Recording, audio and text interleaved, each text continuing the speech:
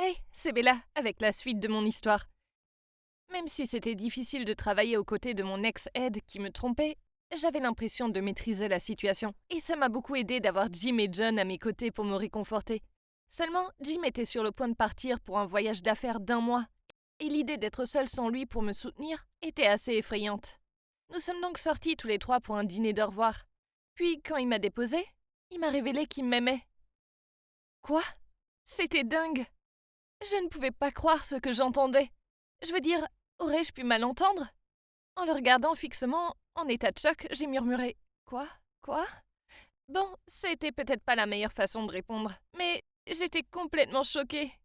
Il m'a pris la main et m'a dit: Bella, Bella, je t'aime bien depuis le premier jour où je t'ai rencontrée, mais tu étais la petite amie d'Ed, alors j'ai dû garder mes distances. C'est pourquoi j'avais l'air froid envers toi.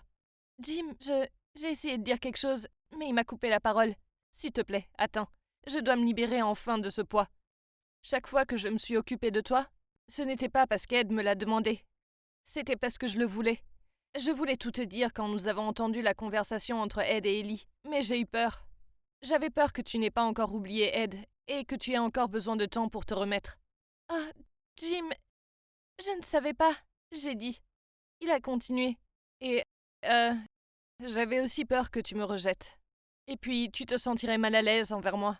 Mais je ne pense pas que je pourrais supporter un mois entier à garder mes sentiments secrets.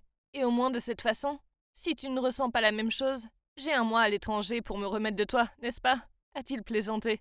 C'était une réelle surprise. Je n'avais rien vu venir du tout. J'ai toujours su que Jim était là pour moi quand j'avais besoin de lui, et il savait toujours quand quelque chose me tracassait. C'est seulement jusqu'à présent que j'ai réalisé qu'il me protégeait non pas comme un grand frère, mais comme un homme qui avait des sentiments pour moi. En y réfléchissant, j'étais tellement préoccupée par Ed que je ne voyais pas que l'affection de Jim envers moi grandissait. C'était agréable de savoir qu'un gars aussi incroyable que Jim m'aimait, surtout après le traumatisme que mon cœur avait subi à cause d'Ed. Mais c'était ça le problème. Je n'avais pas encore complètement oublié Ed. Alors j'ai répondu: je suis vraiment flattée de ce que tu as fait pour moi tout ce temps. Je ne sais pas comment te remercier. Mais c'est si soudain. Je ne sais pas quoi faire d'autre. Mon cœur bat si vite en ce moment que je ne sais même pas pourquoi je... Il m'a souri et a caressé mes cheveux avec douceur. C'est idiot. Je ne te demande pas de me donner une réponse maintenant.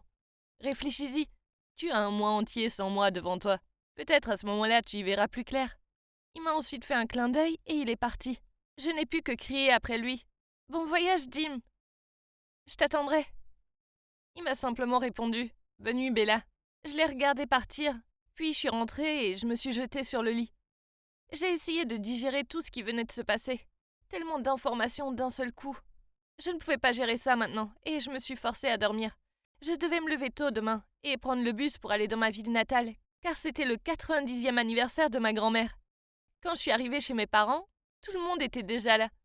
Ma mère et mon père, mes oncles et tantes, ma charmante grand-mère, mes cousins, bref, tout le monde. C'était si bon de les voir tous. Il s'est avéré qu'être entouré de ma famille aimante et solidaire était exactement ce dont j'avais besoin à ce moment-là. Ouais, c'était vraiment bien d'être à la maison. J'ai remarqué que mon père n'avait pas l'air très bien. Il avait perdu beaucoup de poids et n'arrêtait pas de tousser. Je lui ai demandé s'il était allé chez le médecin à ce sujet, mais il m'a répondu que c'était juste un rhume et qu'il n'y avait pas de quoi s'inquiéter. Nous avons décoré la maison avec des ballons. Nous lui avons acheté un délicieux gâteau. Et il y avait même un énorme poster de George Clooney. Comme c'est l'acteur préféré de ma grand-mère. Après avoir mangé beaucoup de gâteaux, j'ai conduit mamie sur le palier de devant et nous avons discuté. Elle m'a dit: Comment va ma petite Bella? Tu as l'air si maigre. Tu dois manger davantage. Et quand me présenteras-tu à ton petit ami? Tu sais, je ne suis plus si jeune. Alors, dépêche-toi. Je sais, j'ai ri. Mamie poursuit: Tu ne voulais pas l'amener l'année dernière? Comment il s'appelle déjà? Ah, Ed. J'ai juste souri et je n'ai rien dit. Mais ce qui est étrange, c'est que lorsque grand-mère a mentionné Ed, je ne pensais plus qu'à Jim. Je suppose que ça signifiait qu'il me manquait.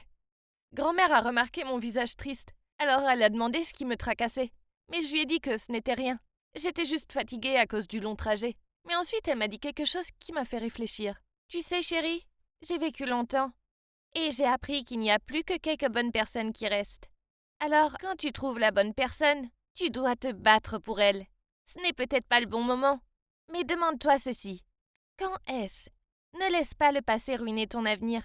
A-t-elle souri et m'a embrassé la main. Oh mon Dieu, grand-mère! C'était si profond! L'entendre dire ça m'a fait sérieusement réfléchir à mes sentiments pour Jim. C'était vraiment un homme bon, mais j'étais tellement obsédée par toutes les mauvaises choses qu'Ed m'avait faites que j'avais oublié les sentiments de Jim à mon égard et mes sentiments à son égard. Oh mon Dieu, j'étais amoureuse de Jim! Je suis tellement stupide. Maintenant, je savais ce que je devais faire. Merci, grand-mère. Je t'aime jusqu'à la lune et retour. Je l'ai embrassé sur le front et je l'ai reconduit dans la maison. Je suis montée pour prendre mon ordinateur portable et pour envoyer mon email de démission, que j'ai gardé dans mes brouillons ces derniers mois. Et je l'ai envoyé à Ed. Ouais, c'est exact. Je l'ai finalement fait.